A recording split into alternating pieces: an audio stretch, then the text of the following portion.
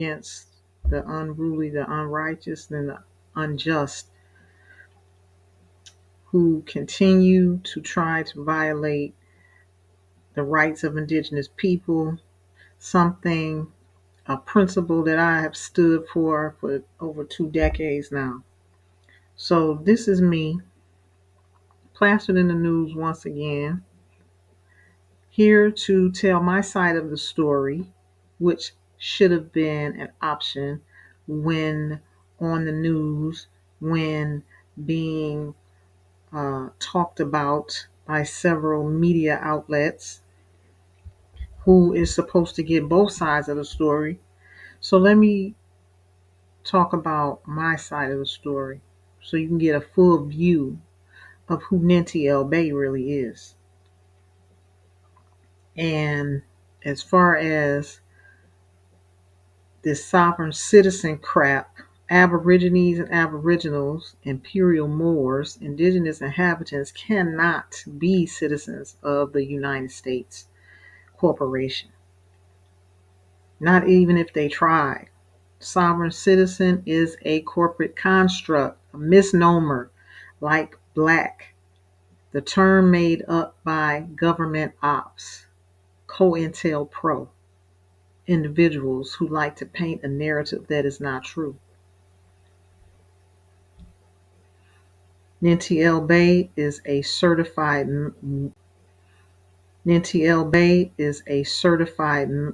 master mortgage underwriter, just one of the many professional licenses that I hold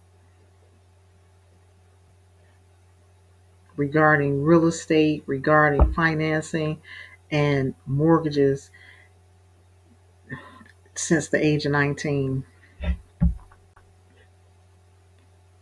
Case in point, why wasn't this plastered all over the news while everything else by news reporters and YouTubers putting my name in their mouth? This is public information. I have receipts for a mobile home that I purchased. As you can see, the address 7021 Grandview Ridge Drive, Charlotte, North Carolina 28215.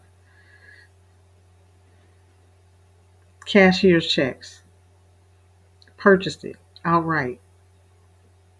So where in the world and in what,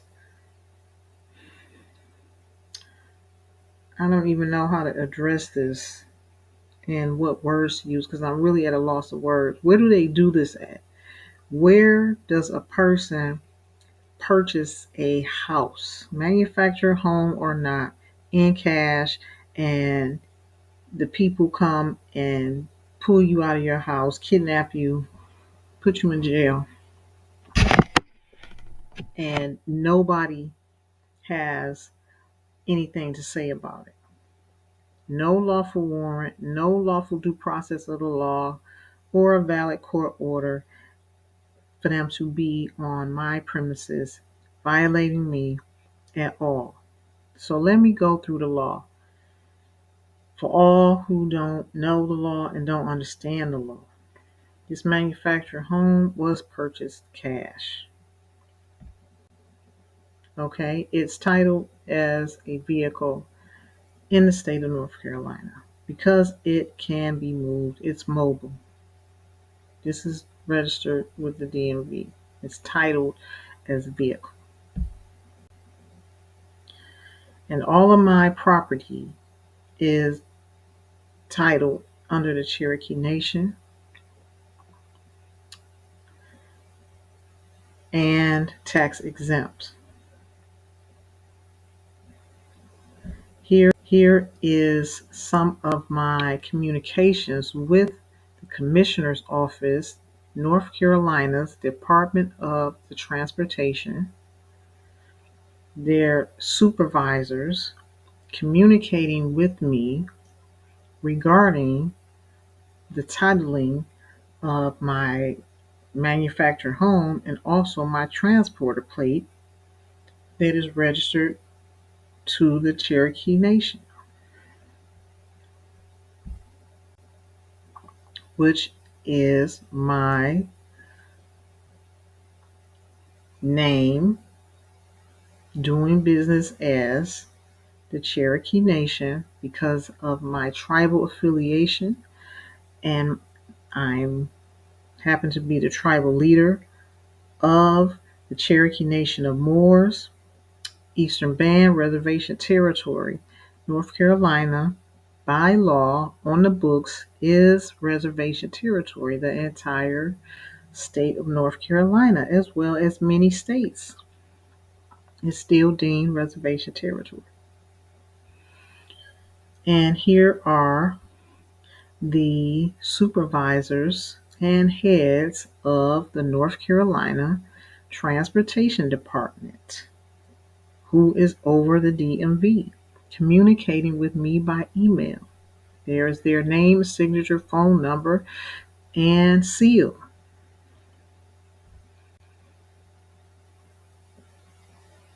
Talking about rectifying the situation and why I have not received my transporter plates that someone keeps taking and stealing from the mail. Individuals from the government keep stealing my transporter plates because they're exempt. They hold a certain status. So for the last 3 years, I have not been receiving my transporter plates that are registered under the Cherokee Nation with the state of North Carolina. So this is one of the communications that took place in this email, as well as the manufactured home. This is me openly communicating with the higher ups within North Carolina's Transportation Department. They are emailing me to handle the situation of my transporter plates and my mobile home, which is titled under the state as a vehicle. It is not titled as a home registered within the county. So when the unlawful postings were being made on my home from the sheriff and from alleged individuals claiming that I had to leave my home, I knew what they were doing was unlawful because there was no due process. There is a process that has to be followed.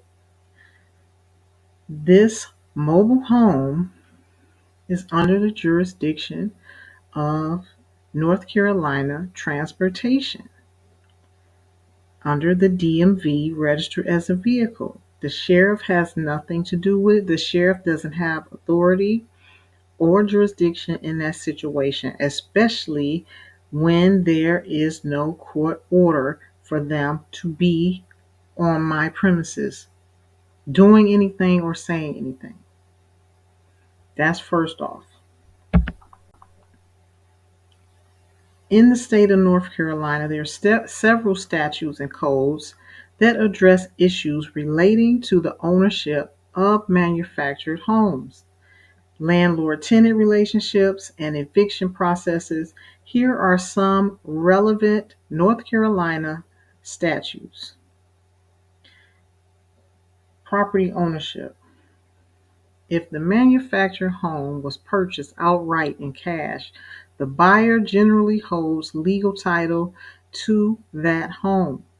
In this case, it's important to determine whether the land on which the home sits is owned by the individual or if it is leased under different ownership. In North Carolina, the situation regarding a manufactured home being leased on a lot is generally governed by distinct legal principles, which are outlined in the contract. In my case, there is no such agreement that was made when I bought this manufactured home.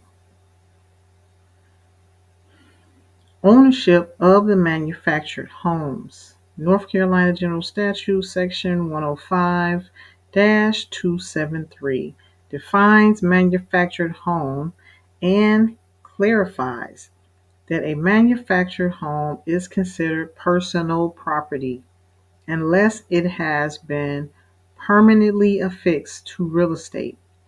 If a person has paid for a manufactured home in full, they are considered the owner of that home, regardless of whether they owe lot rent. Ownership of the home is separate from the lease of the land. Lease agreements and lot rent. The obligation to pay lot rent is a separate issue.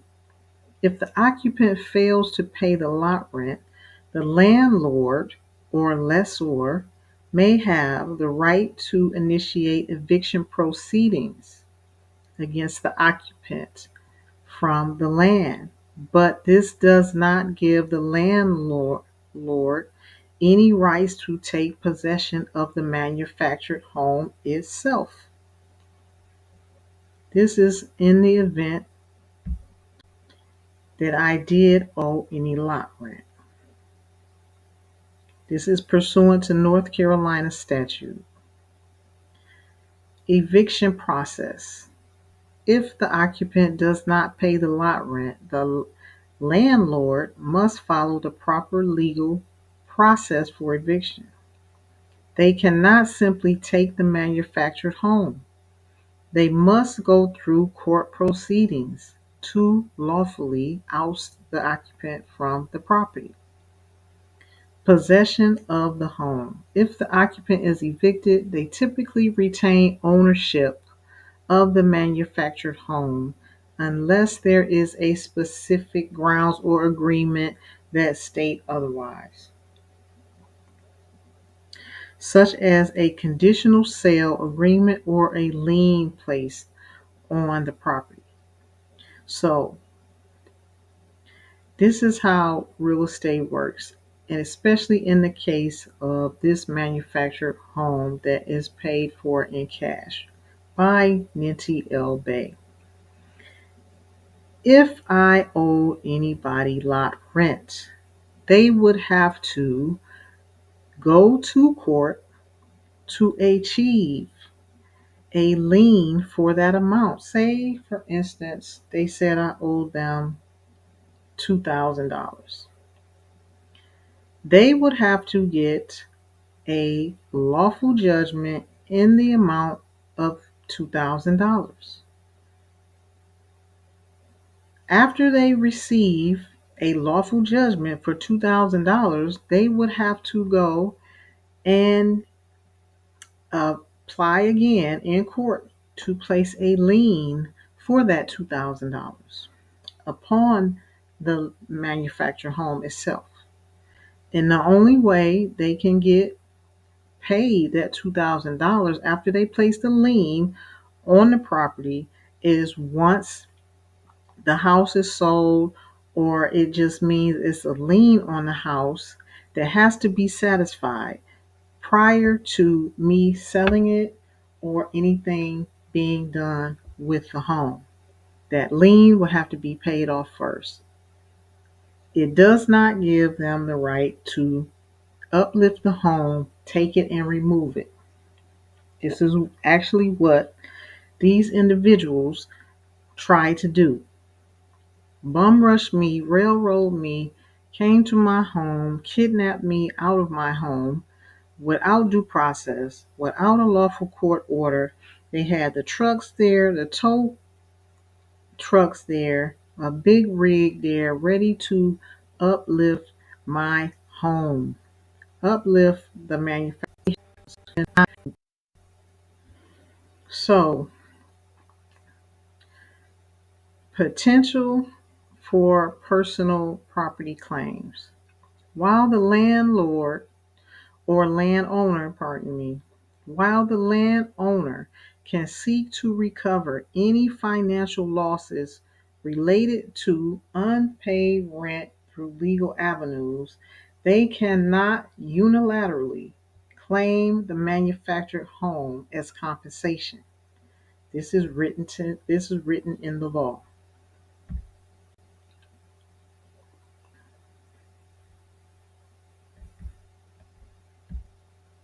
Okay. Title to the manufactured homes in North Carolina are registered like vehicles with the DMV because it is not affixed to real estate and it may be moved or transported. It is mobile. It is not registered with the county records as real estate. The unlawful officials, corrupt sheriffs, and the cartels that were involved were all corrupt, along with false media that smeared my name and their whole smear campaign orchestrated by corrupt officials in Charlotte, North Carolina, which included judges, sheriffs, county clerks, attorneys, and cartel members who worked all together with them to produce false paperwork. I was not going for it. I was not buying it because I know the law. They came and railroaded me with false deputies in unmarked vehicles. It was a huge mistake for them to come for me. Why they tried it again, I don't know. They've been trying it for years. In 2010, I wrote a case that completely smashed the state of North Carolina, city of Charlotte, and Mecklenburg County.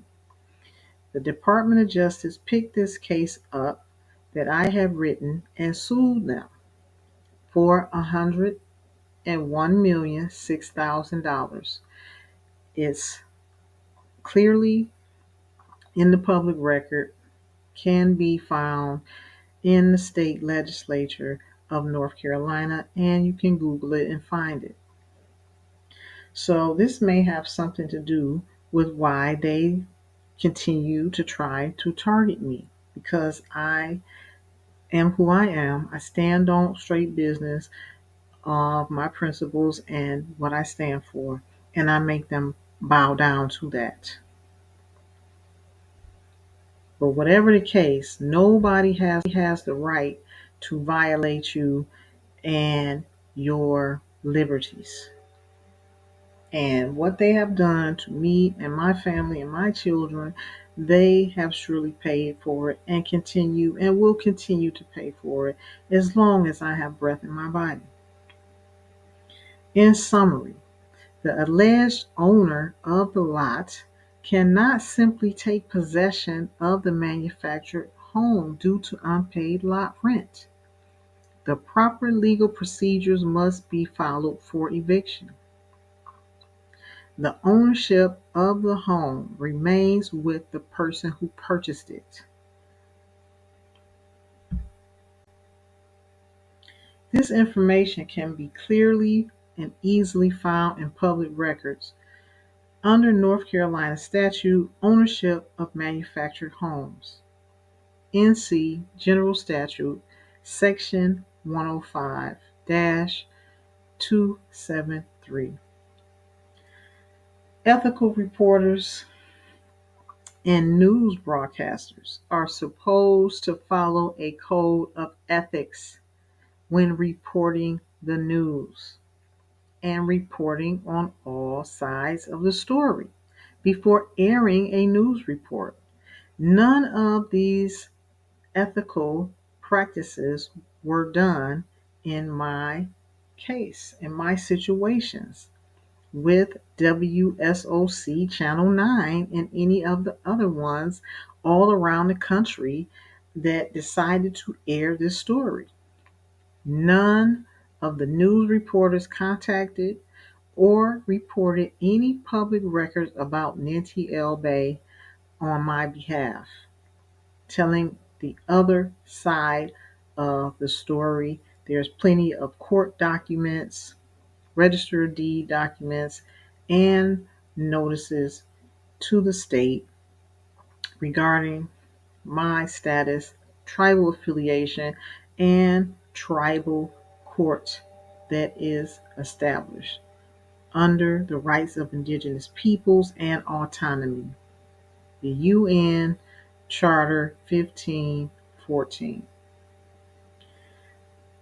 Okay, Channel 9 News and WSOC have been sued for this unethical conduct in the past, clearly going down in the Hall of Shame for their unethical practices, especially dealing with Ninti El Bay.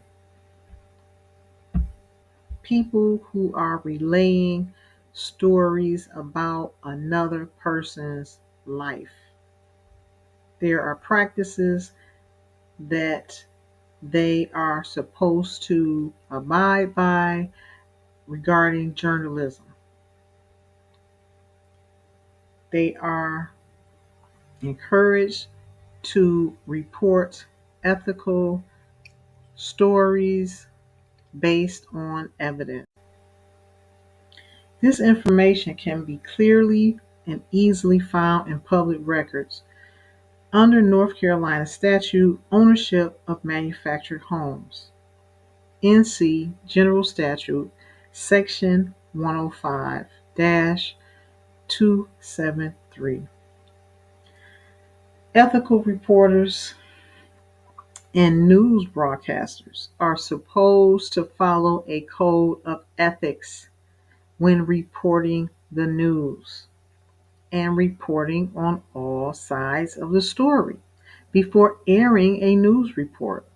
None of these ethical practices were done in my case, in my situations with WSOC Channel 9 and any of the other ones all around the country that decided to air this story.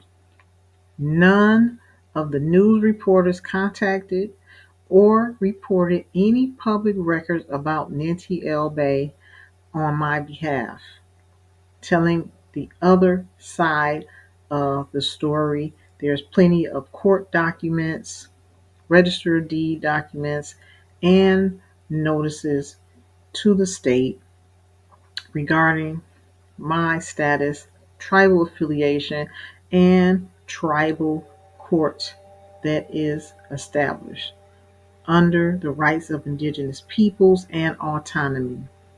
The UN Charter 1514. Okay, Channel 9 News and WSOC have been sued for this unethical conduct in the past, clearly going down in the Hall of Shame for their unethical practices, especially dealing with Ninti El Bay. Unethical officials involved, such as Sheriff Gary McFadden, are now coming out in the news to apologize for unethical practices in Charlotte, North Carolina.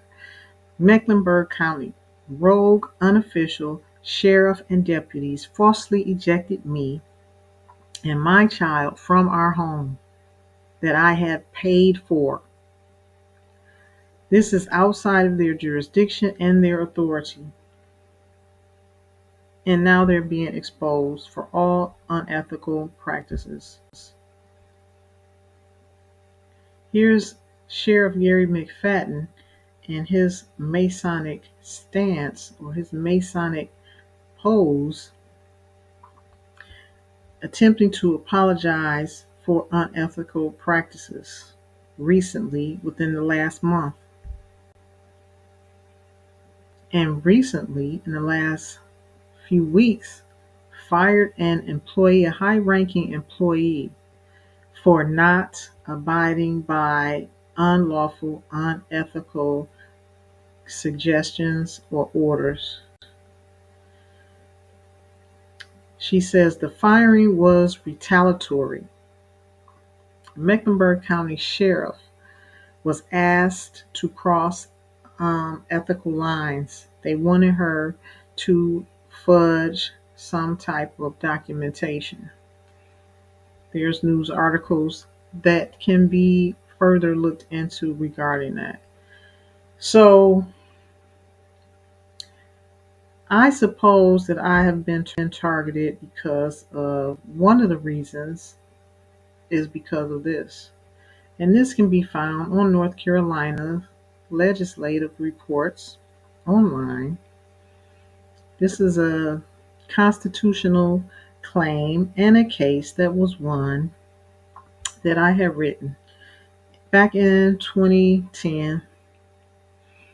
Family of the Moors by, for, and with Nancy L. Bay versus the state of North Carolina and all. The city of Charlotte and Mecklenburg County was involved as well.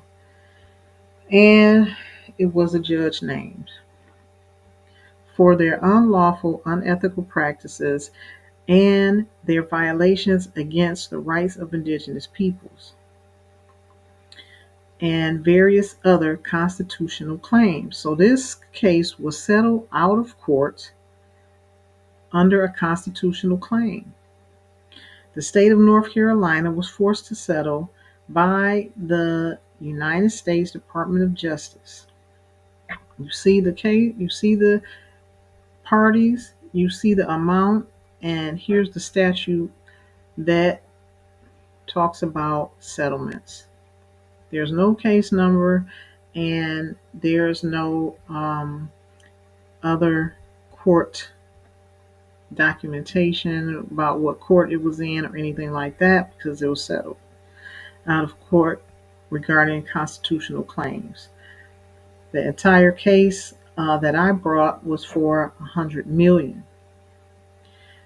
The United States Department of Justice apparently added $1,006,000 to that. The original case was for a plain $100 million.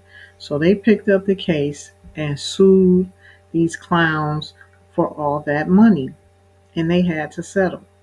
And this case is, to my credit, in my name versus the state of North Carolina.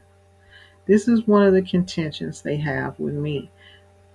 In addition to me walking in my power, walking in who I am as a tribal leader. More about the case can be seen and found online and on my other YouTube channel, Imperial Lectures, as well as other court sessions where I have completely smashed state attorneys, fraternal order attorneys, police attorneys. Commonly, I would put them on the stand. I went through probably 7-8 years of just having fun with them in court. Every time they thought they could challenge me, I stood on my 10 toes and shut them down. I am a tribal leader standing on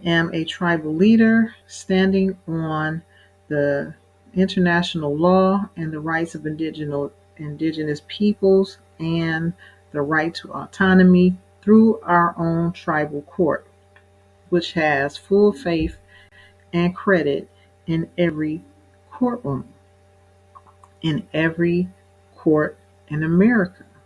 We have full faith and credit.